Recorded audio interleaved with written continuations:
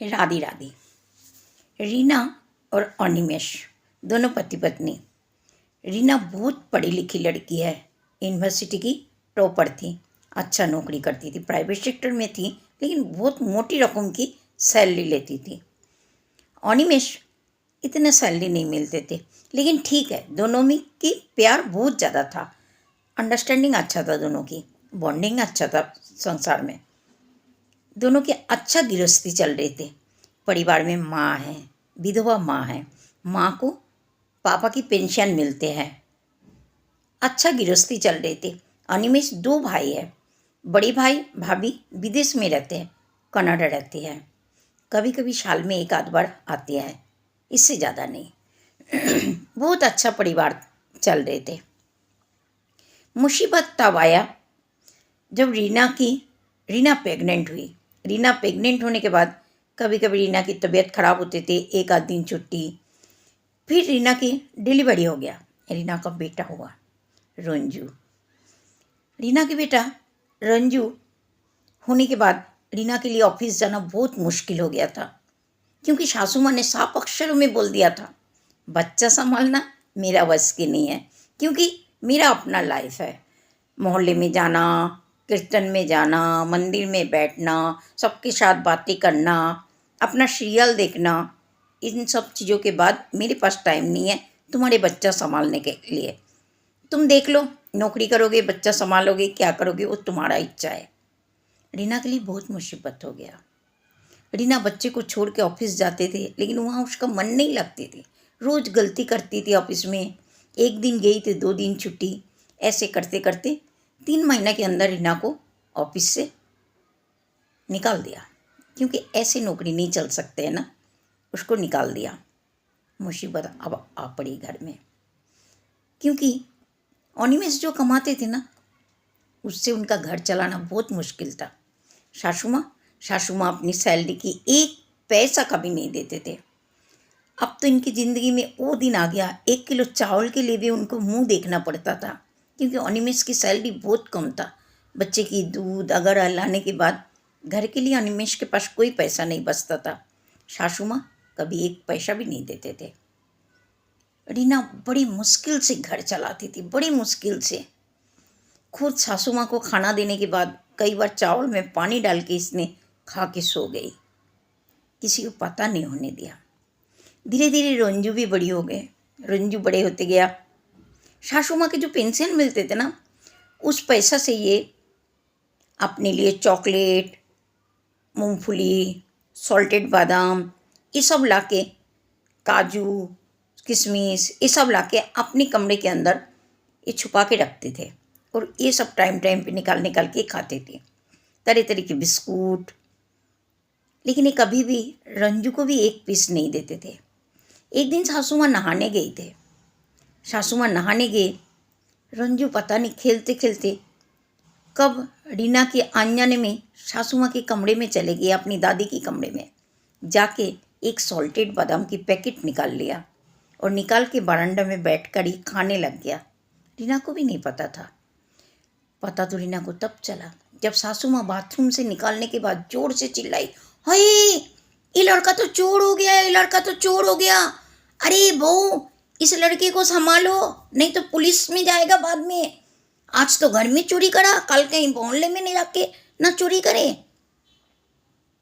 रीना दौड़ती हुई आई, आके वो मूंगफली के पैकेट लेके बोला, मम्मी आप रख लो इसको। नहीं नहीं, अब इसने हाथ लगा दिया, मुझे नहीं लेना, मुझे नहीं लेना, ले जाओ ले जाओ ले जाओ, इसको ले जाओ, ये लड़का ने छू दिया, मैं ये बादाम नहीं रखना मुझे। वो सॉल्टेड बादाम लेके आ गया रीना अपने कमरे में। उस दिन रीना ने अनजाने में रंजू को बहुत मारा, बहुत मारा। क्यों गया था तू, क्यों गया था दादी के कमरे में?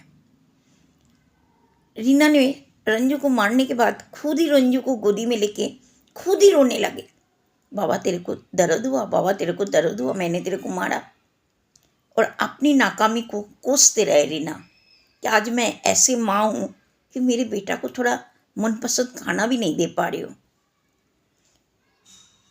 तब पता है रंजू रीना की गला पकड़ के कह रही है, मम्मी मुझे नहीं दर्द हो रहे, मम्मी मुझे नहीं लगा, आपने मुझे मारा, मुझे नहीं लगा। लेकिन मम्मी प्रॉमिस गॉड को प्रॉमिस मम्मी, आज के बाद मैं कभी दादी के कमरे में नहीं जाऊंगी, मैं दादी के कमरे में कभी नहीं जाऊंगा। रीना, रात को जब अनिमेश आया, अनिमेश को बताया, रीना भी रोए, अनिमेश भी रोए, बहुत रोए। अब आया अनिमेश की बड़े भाई और भाभी आए, दोनों बच्चों के साथ कनाडा से। घर में जैसे कि एक त्योहार सी होने लग गया, इतनी चहल पहल, क्योंकि पैसा की बरसात होने लग गया। बड़े भाई आते ही मम्मी को भी मोटी रकम दिया, भाई को फरमाइश कर रही, जा ये ले आ, वो ले आ, ये ले पैसा ले, जा ये खरीद के ला, वो खरीद के ला। सुबह उठते ही सासू माँ मोटी रकम एक पैसा भी अनिमेश के हाथ में दिया और बोला, क्या सो रहे हैं, 5 बज गए, उठ ले। बहू अभी भी तुम सो रहे हो रीना, उठो, तुम्हें पता नहीं इनको बैठी देना है, उठो उनके लिए चाय वाय बनाओ, अभी भी सो रहे हो, 5 बज रहे। नहीं मम्मी, रंजू का ना तबीयत थोड़ा ठीक नहीं था कल रात। अरे ये लड़का तो ऐसे ही करता है, इसको क्या है, इसको रखो, तुम उठो चाय बनाओ, सबके लिए चाय दो, इनको बैठी चाहिए, तुम्हें पता नहीं है। रीना फटाफट उठ गई चाय बनाने के लिए। अनिमेश बाजार निकल गया, क्योंकि भाई भाभी के लिए बहुत कुछ लेकर आए, चिकन मछली वछली बहुत कुछ लेकर आए। रीना को पद पद में खाना बनाना पड़ा, पता नहीं कितनी पद में इसने खाना बनाया। इसने सब कुछ बनाने के बाद जब दोपहर को खाना खाने के लिए बैठे, तो इसने पहले जेठ जी की दोनों बच्चा रंजू को एक साथ खाना खाने के लिए बैठाया था, और इसने रंजू की थाली में 2 पीस गलदा चिंगड़ी दे दिया था। अब सासू माँ एकदम से चिल्लाई, हाय एक चिंगड़ी तो तुम्हें पता नहीं है, हमारे दादू भाई तो कोई भी मछली नहीं खाते हैं, इनके लिए मैंने मंगाया था, तुमने इन रंजू को क्यों दे दिया, तुमने रंजू को क्यों दे दिया, तुम्हारे अंदर अक्ल नहीं है। खैर मेरा गलती हो गया, मेरे को पहले ही बताना चाहिए था कि रंजू को इन बच्चों के साथ मत बैठाना, क्योंकि रंजू की आदत खराब है, कोई भी कुछ खाता है उसके तरफ देखते रहते हैं, जैसे जिंदगी में कुछ खाया ही ना हो, उसी की तरफ देखते रहते हैं। मेरी गलती हो गया, मुझे पहले बोलना चाहिए था, इन बच्चों के साथ रंजू को मत बैठाना, इसको अंदर कमरे में किचन के अंदर खाना दो। लेकिन अब रीना उठाने गई तो सासू माँ ने बोला, रहने दो, इसके झूठा मत उठाओ, अब इसके झूठा मत उठाओ, रहने दो। लेकिन अनिमेश किचन की दरवाजा के पीछे खड़े होकर बहुत रो रहे थे मम्मी की ये तमाशा देख के। अनिमेश ने मन ही मन में सोचा, मम्मी को पता नहीं मेरा बेटा भी रंजू गलदा चिंगड़ी बहुत पसंद करते हैं, अगर 2 पीस उसको दे दिया तो क्या हो गया, मम्मी मेरे बेटा के साथ इतना भेदभाव करा। हो गया, इस दिन का कहानी भी हो गया। रीना ने सारा दिन नौकरानियों की तरह लगी हुई है, रीना का कोई वैल्यू नहीं है, क्योंकि रीना एक दिन यूनिवर्सिटी की टॉप था, लेकिन आज इस घर की नौकरानी बन गई। पहले जिठानी आती थी तो रीना को कितनी इज्जत करती थी, क्योंकि रीना तो मोटी रकम कमाती थी ना। रीना भी जिठानी को कभी कम नहीं रखा, हीरे डायमंड का सेट भी दिया एक बार, बहुत महंगी महंगी साड़ी देती थी, सब कुछ देती थी। लेकिन रीना आज भिखारी है, रीना के पास कुछ नहीं है। जिठानी भी आजकल रीना के साथ बात करना भी बंद कर दिया, क्योंकि भिखारी जो बन गई रीना। आज सुबह सुबह सासू माँ के दरवाजा खटखटाने लगे, रीना अनिमेश उठ, अभी तक उठे नहीं, फटाफट उठ ले। और अनिमेश सुन, आज ना थोड़ा ज़्यादा बाजार करना है, क्योंकि कल बेटा बहू जा रहे हैं ना, ये लोग कल विदेश चले जाएंगे, आज बहुत कुछ सामान लाना है। ये क्या है, तुम लोग क्या कर रहे हो? मम्मी हम पैकिंग कर रहे हैं। पैकिंग क्यों, कहाँ जा रहे हो? कहीं नहीं जा सकते हो तुम लोग, तुम्हें पता नहीं कल बड़ी बेटा बहू सब ये लोग कल कनाडा जा रही है, उनके लिए कितना खाना बनाना है, तैयारी करना है, तुम कहाँ जा रहे हो? तुम कहीं नहीं जा सकते हो।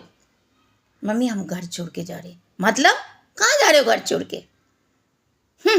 मुहूर्त है नहीं कुछ भी, कहाँ रोड पे भीख मांगने जा रहे हो क्या? घर छोड़ के कहाँ जाओगे? छत है तुम्हारे पास? मम्मी मुझे नौकरी मिल गया, जो पहले वाला नौकरी था ना, उससे भी ज़्यादा पैकेज की मुझे नौकरी मिला है।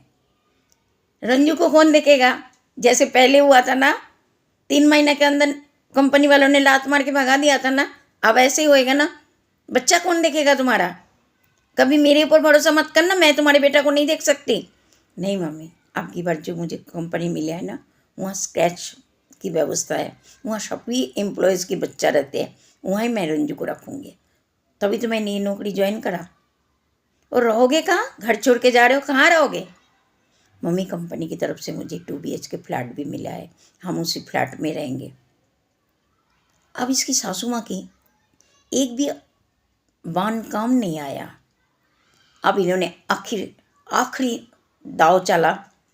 अनिमेश, तुझे शर्म नहीं आती है? अपनी बीवी की कंपनी से मिला हुआ फ्लैट में जाके तू रहेगा आखिर? मम्मी, कोई बात नहीं, अगर रीना मेरे से ज़्यादा भी कमाए तब भी मुझे कोई तकलीफ़ नहीं है, क्योंकि हम सुख शांति से रहेंगे, क्योंकि रंजू हमारे बेटा है।